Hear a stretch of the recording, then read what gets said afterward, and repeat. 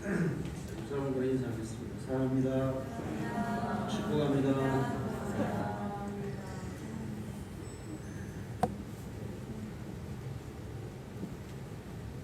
설이 다가오는데 코로나 확산세가 심상치 않아서 여러 가지 염려되는 게 많습니다.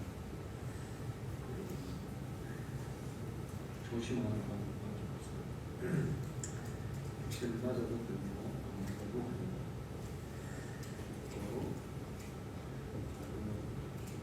돌아가시는 분도 계속 나오더라고요. 그러니까 가장 좋은 방법은 철저하게 조심하는 설명절에 조심하셔서 여러분들 접촉하게 되기 때문에 코로나 여러분 흠타지 못하도록 잘 하십니다. 성경에 보면 많은 사람들의 얘기가 나옵니다. 어떤 사람은 평생 어렵게 산 사람이 있고 어떤 사람은 평생 편하게 산 사람도 있어요. 이 사람은 정말 인간적으로 보면 굉장히 비운의 사람이다. 그렇게 생각할 수 있는 사람이에요. 그런데 하나님 앞에서는 여자가 낳은 사람들 중에 가장 훌륭한 사람이라고 인정받은 사람이었어요. 사람의 눈으로 보면 야, 어떻게 저렇게 정말 안 되게 살았나, 참 안 됐다 이렇게 생각할 수 있는데 하나님은 이 사람을 사람 중에 가장 훌륭하고 위대한 사람이라고 인정합니다.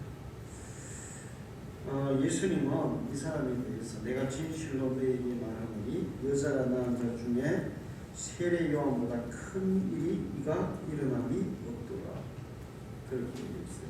세례 요한이 여자가 낳은 사람들 중 가장 훌륭하고 위대한 사람이었다. 이렇게 인정하는 거예요. 세례 요한은 그 아버지가 제사장 사가랴였어요. 어머니는 역시 제사장 가문의 여인인 엘리사벳이었습니다. 그런데 나이가 들어도 아기가 없었어요. 그래서 이제 더 이상 아기를 낳을 수 없는 그런 상황이 됐기 때문에 포기한 상태였습니다. 그런데 이 아버지 제사장 사가랴가 자기 차례가 돼서 성전에서 제사를 드리는 일을 하고 있었어요. 하루는 이 성전에 들어가서 분향단에다가 분향을 하고 있었습니다. 근데 갑자기 천사 가브리엘이 옆에 나타났어요. 그리고는 다짜고짜 이제 네가 아들을 낳을 것이다. 그리고 그 아들의 이름은 요한이라고 지어라. 이렇게 얘기하는 거예요. 그래서 사가랴가 아니 나 나이도 많고 우리 집사람도 나이가 많아서 이제 아기 낳을 수 없어요. 어떻게 그런 일이 일어날 수 있습니까? 이렇게 얘기하니까 너 어찌해서 하나님의 말씀을 믿지 못하냐? 제사장이 돼가지고 하나님의 능력도 못 믿냐? 그러므로 네 아들이 낳을 때까지, 네 아들이 태어날 때까지 너는 벙어리가 될 것이다. 그래서 이 사가랴가 그 즉시 벙어리가 됐어요. 그리고 이 요한이라는 이름이 무슨 뜻이냐 하면 그를 하나님께서 은혜로 주셨다. 그런 뜻이에요. 은혜라는 것은 우리가 받을 자격이 전혀 없고 받을 능력이 없는 가운데서 하나님이 일반적으로 선물로 주실 때 그걸 은혜라고 얘기해요. 하나님은 종종 이렇게 이 아기를 낳을 수 없는 그런 사람들에게 은혜로 자식을 주는 경우들이 있어요. 근데 성경에 나오는 그런 사람들은 정말 하나님께서 특별히 사용하고 계신 것을 볼 수 있습니다. 그렇게 해서 이 아내가 아기를 가졌고 이제 이 아들이 태어났어요. 아들이 태어났는데 친척들이 모여서 축하하면서 이름을 아버지 이름을 따서 사가랴로 하자 그랬더니 엄마가 아닙니다. 요한이라 해야 됩니다. 아마 자기 남편하고는 뭐 미리 글로 이렇게 얘기했을 때 우리 아이가 태어나면 요한이라고 이름을 짓자 이렇게 얘기가 된 것 같아요. 이제는 사가랴는 말을 못하니까 엄마 엘리사벳이 이제 요한이라는 겁니다. 하나님이 은혜로 주신 아들이라고 할 겁니다. 그랬더니 아니 우리 집안에 그런 이름을 한 일이 없는데 왜 그렇게 하냐. 우리나라도 보통 이름을 지을 때 뭘 따라 짓습니까? 남자들은 황례를 이스라엘도 그랬어요. 그때 이제 사가랴가 글 쓰는 걸 가져오라 그래요. 그리고 거기다가 자기 아들 이름은 요한이다 이렇게 요한이라고 써줬어요. 그때 사가랴의 입이 열리면서 이제 말을 하기 시작하는데 누가복음 2장에는 사가랴가 너무 좋아가지고 하나님을 찬양하는 내용이 여기 쭉 기록되어 있어요. 아, 하나님은 정말 위대하신 분이다. 정말 자비로우신 분이다. 은혜로우신 분이다. 하나님이 우리에게 이렇게 아들을 낳을 수 있는데 아들을 주셨는데 이 아들이 하나님의 길을 예비하는 아들이 될 것이다. 사람들의 마음을 하나님께로 이끄는 아이가 될 것이다. 이제 그런 예언적인 얘기를 해요. 그리고 나서 이제 세례 요한이 자라서 청년이 됐을 때 아마 어릴 때부터 들을 굉장히 좋아하는 것 같아요. 빈 들을 좋아하는 것 같아요. 들판에서 많이 자랐어요. 나이가 좀 드니까 아예 들판에서 집에 안 들어오고 그냥 들판에서 생활하는 거예요. 들판에서 뭐 하겠습니까? 그냥 하나님께 기도하고 하나님의 말씀을 묵상하고 뭐 그런 일을 주로 했겠죠. 그러니까 영적으로 하나님과 깊이 교제하는 그런 삶을 살았어요. 세례요한이 들판에서 뭘 먹었냐? 메뚜기 잡아먹고 들꿀 따가지고 먹고 그렇게 그런 거 먹었습니다. 그리고 이제 옷은 낙타 틀 옷을 뒤집어 쓰고 그냥 뒤집어 쓰는 거예요. 옷이 이렇게 만든 게 아니라 거기에다가 허리에 허리띠만 하나 두는 이런 상황, 이런 가운데서 들판에 살고 있었어요. 그러면서 이제 사람들에게 회개하라, 하나님의 때가 가까웠다, 회개하라 그렇게 외치기 시작했어요. 들판에서 어떤 청년이 아주 특이한 그런 삶을 살면서 회개하라고 외칠 때 사람들이 이 세례 요한에게 몰려들기 시작했습니다. 그래서 세례 요한이 주로 어떤 사람들에게 회개하라고 했냐면 이 사회적으로 지위가 높은 사람들, 바리새인, 사두개인, 뭐 서기관 이런 사람들을 향해서 회개하라 이렇게 외쳤어요. 마태복음 3장 6절에 7절을 보면 자기들의 죄를 자백하고 요단강에서 그에게 세례를 받더니 요한이 많은 바리새인과 사두개인들이 세례 베푸는 데로 오는 것을 보고 이르되 독사의 자식들아 누가 너희를 가르쳐 임박한 진노를 피하라 하더냐. 대단해요. 바리새인, 사두개인, 서기관 이런 사람들을 잘못 건드렸다가는 어떻게 될까요? 죽어요. 그냥 지도새도 모르게 죽는 거예요. 근데 그 사람들이 자기에게로 이렇게 오니까 이 독사의 자식들아 그러면서 막 회개하라고 외칩니다. 그러니까 일반 서민들, 가난한 사람들, 힘들게 살아가는 사람들은 요한의 그런 얘기를 들을 때 마음이 어땠을까요?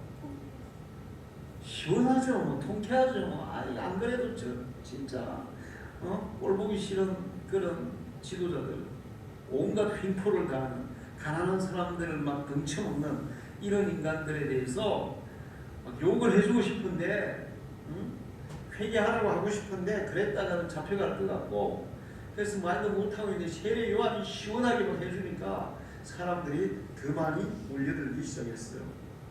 그러면서 요한이 요단강에서 사람들에게 세례를 막 줬습니다. 그 당시에 이 바리새인, 사두개인 이런 사람들은 굉장히 교만하고 가식적이었어요. 말은 하는데 행동은 전혀 다르게 하는. 사실 그게 제일 나쁜 거예요. 말과 행동이 같아야 되는데 말은 뻔지르르하게 잘하면서 뒤에 행동은 전혀 다른, 자기 이익과 자기 실수만 챙기는. 그러면 서민들은 더 힘든 겁니다. 자, 그런 사람에게 담대하게 회개하라 이렇게 막 책망하고, 심지어는 이 헤로도 왕에게까지 잘못을 책망하는 그런 용기 있는 사람이었어요. 이렇게 해서 많은 사람들이 세례 요한을 막 추종하고 따르기 시작했습니다. 그래서 이제 마음만 먹으면, 세례 요한이 마음만 먹으면 왕도 몰아내고 왕이 될 수 있는, 이스라엘의 왕도 될 수 있는 그런 상황으로 지금 가고 있는 거예요. 우리나라도 사실 국민들이 촛불 시위를 해서 대통령을 몰아내고 새로 대통령을 뽑았잖아요. 사람들이 많이 모여서 하면 나라도 바뀔 수 있는 거예요, 이게. 그런 가운데 있는데 세례요한이 계속 요단강에서 세례를 주고 있었습니다. 근데 어느 날 어떤 청년이 자기를 찾아오는, 자기 또래의 어떤 청년이 자기를 찾아오는 거예요. 세례 요한은 영적인 사람이잖아요. 하나님과 깊이 교제하는 사람이잖아요. 그런 사람들은 일반 사람들이 보지 못하는 세계를 보는 눈이 열려 있어요. 할렐루야. 영적인 눈이 열려 있는 거예요. 다른 사람들은 자기를 찾아오는 그 청년이 그냥 뭐 일반 초라한 청년으로 보였겠지만, 세례 요한은 이 사람이 범상한 사람이 아닌 거였습니다. 이분은 아주 특별한 사람이라는 것이 세례 요한은 보였어요. 그런데 이분이 자기를 찾아오더니 나에게 세례를 주시오 그러는 거예요. 세례 요한이 무슨 얘기입니까? 내가 당신에게 세례를 받아야지 어떻게 당신이 나에게 세례를 줍니까? 그랬더니 이분이 하시는 말씀이, 나에게 세례를 주는 것이 하나님의 뜻이고 그렇게 하는 것이 하나님의 의를 이루는 것이오, 이렇게 얘기하는 거예요. 뭐 하나님의 뜻을 받들어 사는 세례 요한이 하나님의 뜻이라니까 더 이상 뭐 거역할 수 있어요, 없어요? 거역할 수 없죠. 그래서 이제 이 청년에게 세례를 줬어요, 요단강에서. 그런데 세례를 줄 때 아주 특이한 현상이 일어난 거예요.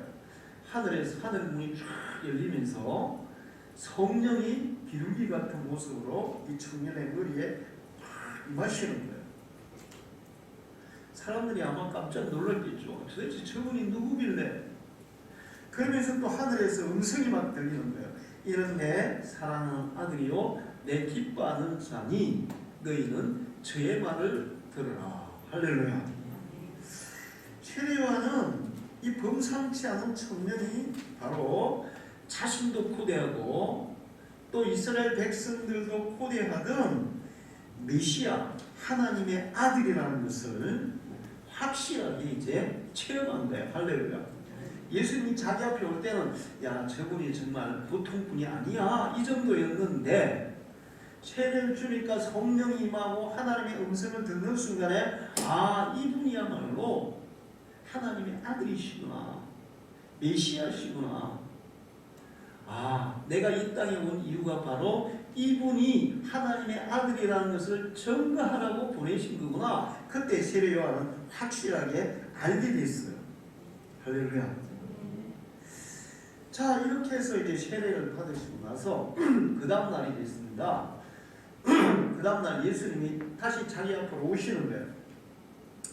그때 세례 요한이 요한복음 1장 29절에 이튿날 요한이 예수께서 자기에게 나아오심을 보고 이르되 보라, 세상 죄를 지고 가는 하나님의 어린 양이로다. 할렐루야.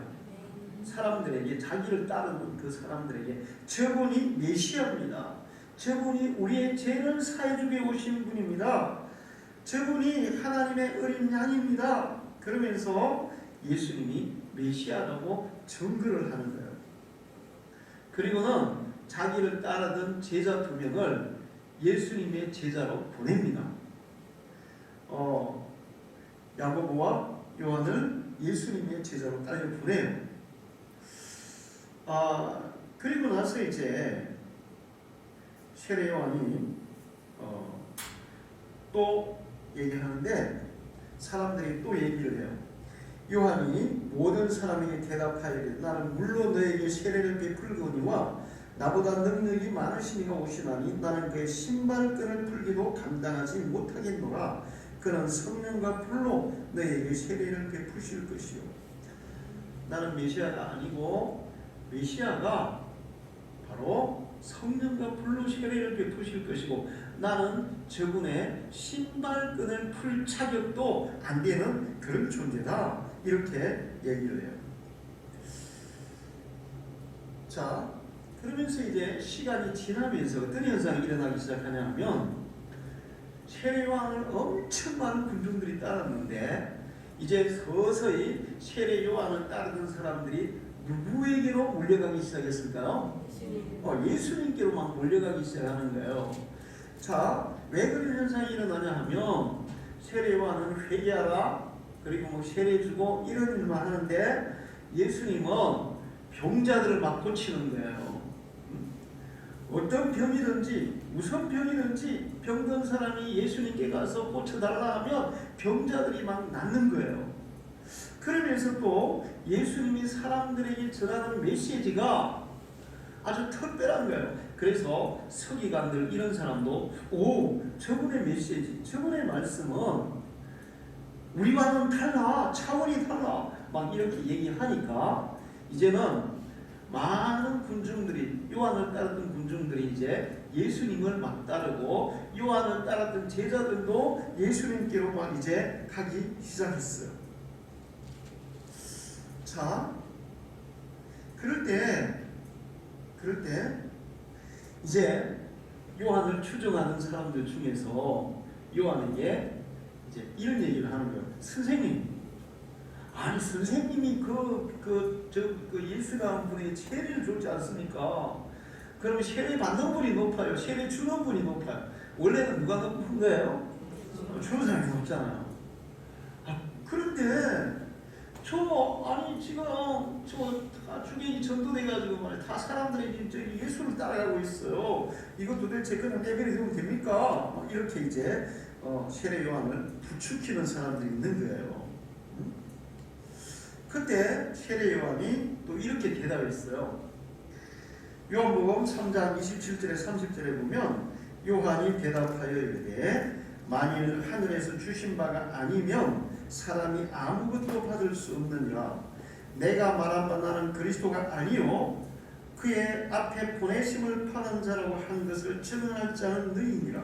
신부를 취하는 자는 신랑이나 서서 신랑의 음성을 듣는 친구가 크게 기뻐하나니 나는 이러한 기쁨으로 충만하였노라.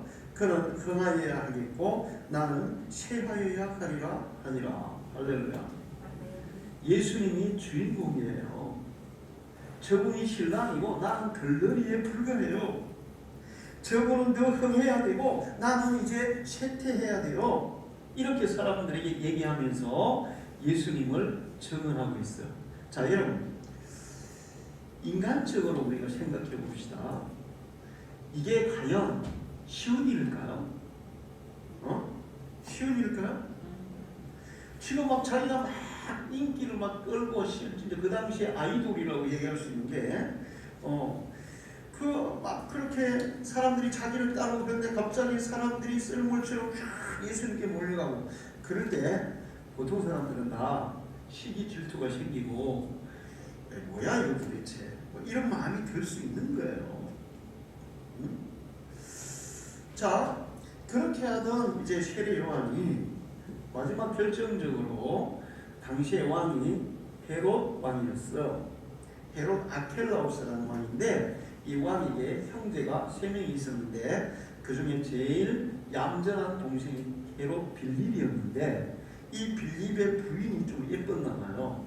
성질은 별로 안 좋고 얼굴은 예쁜 헤로디아는 그런 여인이었는데 이 헤로디아라는 여인은 굉장히 정치적인 야심이 많은 여자였어요.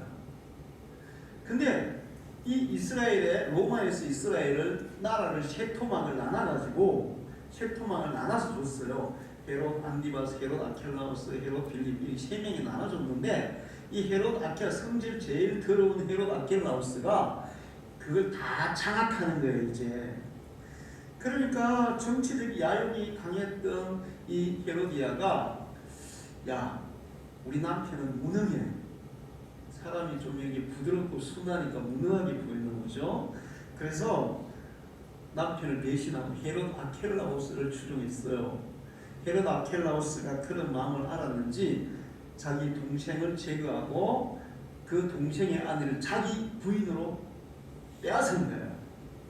자, 이거 용납되는 일이 아니에요. 아니에요.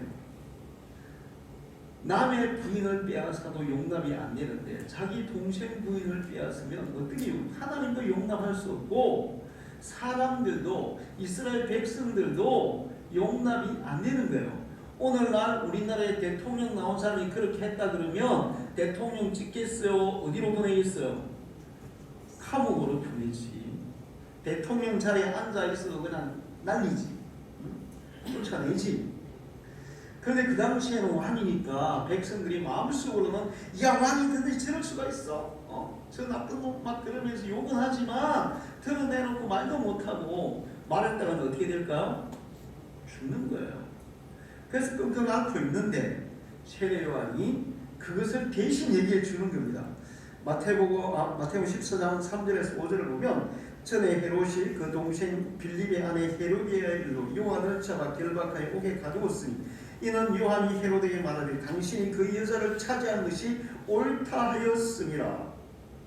헤롯이 요한을 죽이려 하되 그가 그를 선지자를 이름으로 그를 두려워하더니 세례 요한이 마지막 결정타를 헤롯 왕에게 날린 거예요. 군중들이 지금 막 다 얘기하고 싶은 걸 누가 대신해 줬어요? 세례 요한이 대신해 줬어요. 사실 왕이 그렇게 얘기하는 것은 지금 뭘 거는 거예요? 목숨을 거는 거예요. 그러나 백성들의 본이 되어야 할 왕이 본이 되지 못하고 정말 일반인도 할 수 없는 그런 못된 짓을 했기 때문에 세례 요한은 그냥 넘어갈 수 없었어요. 자기가 죽더라도 이것은 지적해야 된다. 고쳐야 된다. 당신 그렇게 하면 잘못입니다. 왕으로 살 일이 아니에요. 백성도 해서는 안 되는 일이에요. 지적을 받으니까 아마 헤로디아가 이 헤롯 왕에게 얘기한 것 같아요. 아 저거 놔두면 우리 체면이 말이 아니니까 감옥에 집어넣자. 그래서 그냥 감옥에다 집어넣었어요. 그러나 헤롯 왕은 군중들이 세례 요한을 막 따랐잖아요. 근데 그냥 자기 잘못 지적했다고 죽이면 뭐가 일어날 수 있을까요? 반역이 일어날 수 있잖아요. 그래서 주저주저하고 있었어. 그러는 어느 날 이 헤롯 왕의 생일날 이 헤로디아의 딸 살롬이라는 처녀가 있었는데 춤을 잘 췄나 봐요. 그래서 자기 친아버지가 아니죠. 일종의 자기 큰아버지 같은 사람인데 그 앞에서 생일 축하 잔치를 했고 그때 춤을 막 진짜 잘 췄어요. 이 헤롯 왕이 그게 이제 그 춤에 빠져가지고 야 소원만 얘기해. 소원 무슨 소원이든 다 들어주겠다. 그랬더니 이 살로메가 엄마한테 가서 엄마 왕이 지금 내가 춤추니까 무슨 소원이 다 들어준대. 무슨 소원이야? 그랬더니 세례 요한의 목을 잘라버려요. 그래서 그 살로메가 헤롯 왕에게 세례 요한의 목을 쳐서 쟁반에 담아서 주세요. 이렇게 요구했어. 헤롯 왕이 차마 할 수 없어 고민합니다. 그러나 거기 있는 잔치에 모인 사람들 앞에서 약속이 있기 때문에 그냥 그렇게 하라. 그렇게 해서 세례 요한이 헤롯 왕에서 목이 잘려서 쟁반에 당겨서 그 못된 왕비 헤로데에게 갖다 주게 됩니다. 그렇게 해서 세례요한이 죽게 됩니다. 자, 그럼 그렇게 못된 짓을 했던 헤롯 왕은 고이 죽었을까요? 어떻게 죽었을까요? 성경에 보면 이 헤롯 왕이 나중에 그 북쪽으로 이제 시찰을 가요. 그리고는 사람들에게 연설을 했는데 이 북쪽에 있던 그 백성들이 헤롯 왕에게 아부한다고 왕의 말은 사람의 말이 아니라 신의 말입니다. 신의 음성입니다. 그러면서 막 이렇게 춥게 세웠는데 헤롯 왕이 그래 사람들이 나보고 신이라 그래 나 신이야 이런 딱 생각을 하는 순간에 성경에는 벌레가 먹어서 헤롯 왕이 죽었더라. 할렐루야. 악을 행하면 자기도 악행대로 심판을 받게 되는 거예요. 자, 그래서 이렇게 그때 세례 요한의 나이는 30살밖에 안 됐습니다. 30살밖에 안 된 청년이 그렇게 의로운 일을 하다가 처형을 당해서 순교를 당해서 죽었어요. 인간적으로 보면 참 안 됐죠. 참 안 됐잖아요. 뭐 들판에서 그냥 그렇게 자연인처럼 살다가 많은 사람들이 막 환호하고 칭찬하고 우러러보고 따르고 그러는데 이 잘못을 지적하다가 순교를 당해서 그 젊은 나이에 죽을 때 인간적으로 참 안 됐어요. 근데 예수님은 여자가 낳은 자 중에 세례 요한보다 큰 자가 일어남이 없도다. 세례 요한이 인간 중에 가장 훌륭하고 위대한 사람이다. 그는 위대한 인생을 살았다. 이렇게 인정했어요. 할렐루야. 자, 세례 요한은 정말 하나님의 아들의 길을 예비하고 그 하나님의 아들을 사람들에게 증언한, 아무도 예수님이 하나님의 아들인가라는 것을 알았어요? 몰랐어요. 알아보지를 못했어요. 하나님의 아들이 분명한데도 사람들이 못 알아보는 거예요. 근데 세례 요한은 아무도 못 알아보는 그분을 하나님의 아들이라고 사람들에게 증언했어요.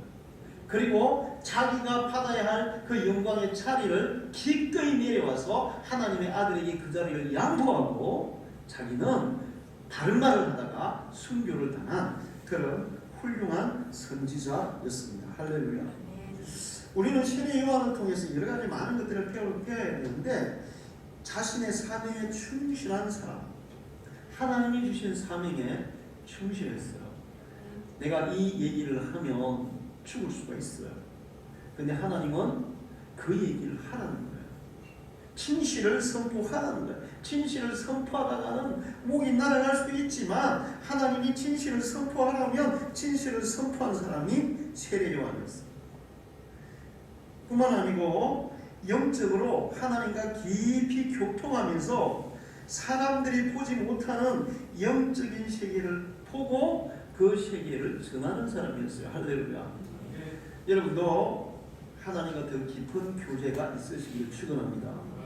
여러분의 영이 열리기를 축원합니다.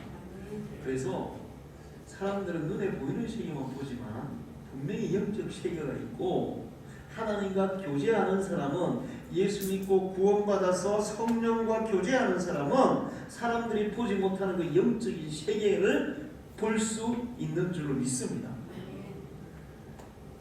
경험해 보세요. 보인다니까. 영적 세계가 보인다. 영적인 상황이 보인다니까. 저도 뭐 그런 경험 많이 해요. 순간적으로 이 영적인 직감이 탁 오면 이게 현실보다도 정확하게 맞아요. 자, 뿐만 아니라 잘못에 대해서, 의와 불의에 대해서 지위 고하를 막론하고 자기가 뭐 어떻게 불리하게 될지 힘들게 될지 그런 거 상관없이 정말 다른 것을 선포한 담대한 사람이었어요. 할렐루야. 오늘날 사람들은 그래요. 아니 그거 뭐 그렇게 해야 돼요? 괜히 피곤하게 뭐 그렇게 할 필요 있나요? 목사님 그거 뭐 신경 쓰이게 뭐 그렇게 할 필요 있나요? 그러면서 그냥 편하게 사세요. 이렇게 얘기해요. 세례 요한 편하게 살았어요? 힘들게 살았어요? 힘들게. 왜 힘들게 살았어요? 다른 일을 하니까 힘든 거예요. 할렐루야. 다른 일을 하면 힘든 거예요. 그냥 뭐 적당하게 그냥 뭐 남이 뭘 해도 그냥 그러고 그냥 자기한테 피해 안 가게 살면 편하지. 그러나 하나님은 믿음의 사람들에게 그렇게 살지 말라고 말씀합니다. 예수님이 예루살렘 들어갈 때 아이들이 막 종려나무까지 흔들면서 호산나 호산나 막 이렇게 맞이했어요. 이스라엘 지도자들이 예수님 좀 조용히 시키세요. 저 뭡니까 저거? 그랬어요. 그때 예수님 뭐라 그랬습니까? 저 아이들이 말하지 않으면 이 돌들이 얘기할 것이다. 할렐루야. 그리스도인들이 옳은 것과 잘못된 것을 분별했어요. 알았어요. 근데 거기에 대해서 옳은 것을 옳다, 잘못된 것을 잘못되다고 말하지 않으면 돌들이 외칠 것이라는 거예요. 돌들이 하게 해야 돼요. 우리가 해야 돼요. 우리가 해야 될 줄 믿습니다. 자, 그런 사람이 있어요. 근데 이제 오늘 세례 요한에게 우리가 배워야 될 가장 중요한 것은 뭐냐 하면 바로 네 번째, 그것은 세례 요한의 겸손한 태도와 삶이에요. 그는 예수님께 세례 줬던 사람이에요. 예수님이 그에게 세례 받았어요. 근데 세례 요한은 뭐라고 얘기하냐면 내가 세례 준 그분이 하나님의 아들이고 나는 그의 신발끈을 메어 드리기도 부족한 사람이다. 나는 그의 신발끈을 메어 드릴 자격도 안 되는 사람이다. 이렇게 얘기하고 있어요. 신발끈을 푸는 사람, 신발끈을 매는 사람.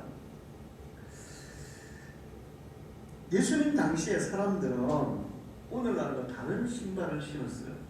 우리 일제시대 일본 사람들은 무슨 신발을 신었을까요? 게다를 신었어요.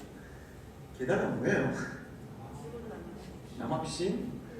나무로 만들어서 위에 끈을 묶어가지고 딱딱 소리 나는 그런 거죠. 이스라엘에서는 마찬가지예요. 밑에는 무슨 나무 판자나 뭐 이렇게 가죽이나 이런 걸 위에 끈으로 묶어가지고 이렇게 신고 다니는 그런 신발을 신었습니다. 그런데 이 유대 땅이라는 것이 굉장히 황무지예요. 그때 뭐 포장도 아무데도 안 돼 있고, 그 다음에 그렇게 길에 막 이렇게 막 지금처럼 이렇게 반질반질한 것도 아니고 먼지 풀풀 나는 비 오면 뭐 질풍질풍한 그런 땅이었어요.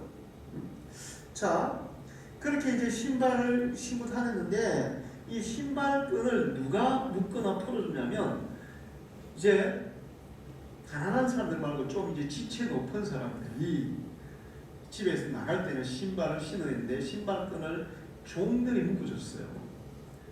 여러분, 신발끈 묶는 게 편합니까? 좀 불편합니까? 저는요, 신발끈 묶는 거 제일 싫어해요. 그래서 신발이 잘 떨어집니다.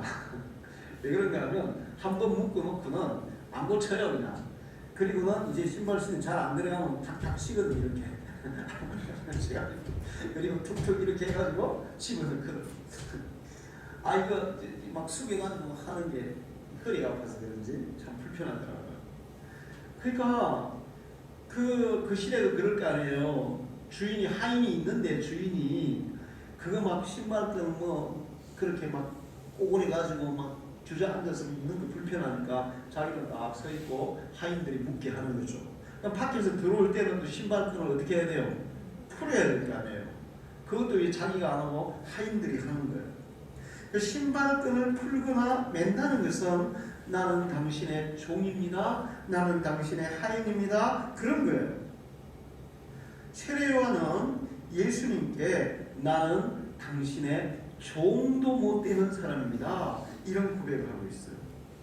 자, 그런데 이런 고백을 하는 사람이 어떤 사람이었습니까? 예수님이 등장하기 전에 예수님을 따랐던 사람들, 그리고 또 그 외에도 많은 사람들이 추종하고 따랐던 사람들이에요. 자기가 마음만 먹으면 왕도 될 수 있는, 자기만 마음만 먹으면 사람들이 메시아라고 착각도 하게 할 수 있는, 그러면서 많은 사람들을 자기 밑에 이렇게 숙이게 하고 군림할 수 있는 그런 위치에 있던 사람이에요. 사람들의 인기를 얻고 자기 마음대로 세상을 휘두를 수 있는 그런 위치에 있던 사람이에요. 간혹 보면 사람들이 자기를 막 환호하거나 높여주면 하늘을 높은 줄 모르고 자기가 뭔가 대단한 존재인 것처럼 착각하는 사람들이 있습니다. 그렇게 착각하고 행동하다가 멸망하는 사람이 많아요. 제가 요즘 대통령 후보들 유시하는 건 뉴스에 나오죠. 그러면 어디 가면 막 피켓 들고 막 이렇게 난리치더라고요. 그런데 나는 막 그렇게 하는 사람도 이해가 안 가. 여러분 다 보고 있잖아요. 그분들이 어떤 분인지 다 보고 있잖아요. 옛날에 김영삼 대통령 되기 전에 김에 저기 유시하러 왔어요. 그때 교회 목사님 장로들을 다 불러가지고 거기 저기 무슨 뷔페에서 밥 먹었거든요. 그랬는데 이제 김영삼이 대충 연설하고 이제 밥 먹기 전에 목사님들, 장로님들 다 하면서 막 악수하더라고요. 그랬더니 막 그날 막 김영삼 그러니까 막 사람들이 김영삼 나 앞에 왔어요. 나 모른 척 했어요. 정말 저 사람이 뭐 하나님이냐 뭐야? 저 사람이 예수님이냐 뭐야? 나 근데 김영삼 별로 마음에 안 들었거든요. 장로지만 저 사람 장로 맞아. 솔직히 나 그렇게 생각했거든. 악수 안 하고 싶더라고요. 그냥 모른 척하고 옛날에 합천에 전도환이 갔거든요. 근데 우리 어머니가 거기 합천에 전도환 온다 그래가지고 구경을 갔었대요. 그랬더니 합천 사람들이 막 전도환 오니까 또 북한에서 뭐 북한 주민이 김일성이 김정은이 뭐 김정일이 해가지고 막 이러면서 막 울면서 그러더래요. 그러면 어떤 아줌마가 이 영광스러운 소가를 어떻게 쓸 수 있나 그게 싸고 다니네 막 그러더래요. 진짜. 그래서 그렇게 만드는 거예요. 사람들이 끝까지 회개 안 하잖아요. 사람들이 당신 잘못했어요. 그렇게 국민들이 다 그렇게 얘기했으면 죽기 전에 나 잘못했다 진짜. 응? 어떻게 나는 그런 일 한 일이 없어. 난 잘못한 게 하나 그렇게 죽을 수 있어요. 잘못한 게 명백한데 사람들이 그렇게 만드는 거예요. 세례 요한도 충분히 그리 될 수 있는 그런 위치에 있던 사람인데 그런 사람이 예수님이 등장하니까 나는 그분의 신발끈을 풀기에도 부족한 사람입니다. 나는 그분의 종이 되기도 부족한 사람입니다. 그러면서 자기를 낮추고 주님을 온전히 높였어요. 할렐루야. 여러분 보세요. 요즘 우리나라에 제일 인기 있는 가수는 누구예요?